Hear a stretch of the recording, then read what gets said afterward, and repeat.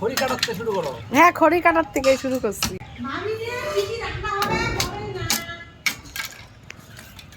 পামো না কবার। হ্যালো বন্ধুগণ, কিতা কইতাম দুঃখের কথা।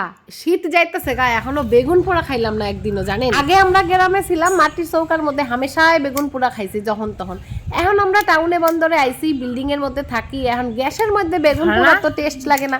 সেই বেগুন পোড়ার যে আসল ফ্লেভার, যে গন্ধ, যে সুবাস, সেইটা তো আর পাওয়া যায় না। তারপরে একদিন গেছি মেজো মামার বাড়িতে, গিয়া দেখি মেজো মামি এমন সুন্দর একটা চুলা বানায় রাখছে। আহারে, এই লোভ কি আর সামলানো যায়? তারপরে আজকে সকালে টোটো নিয়ে গিয়া এই চুলা আর এক বস্তা খড়ি নিয়ে আয়া পড়ছি মামার বাড়ির থেকে। নিয়ে আইসা ছাদের উপরে বৈশা বৈশা আমরা টোনাটুনি মিল্লাই যে উনানের মধ্যে বেগুন পুরায় সামিল হয়ে গেছি।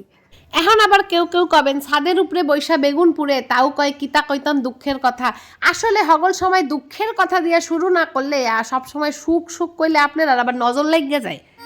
হইছে আর হইছে দেখে জানা। হুম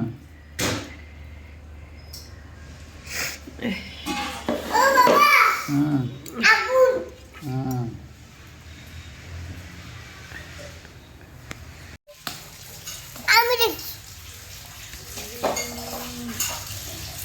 দেখো দেখো পোকা আছে নাকি ভালো করে চেক করবা।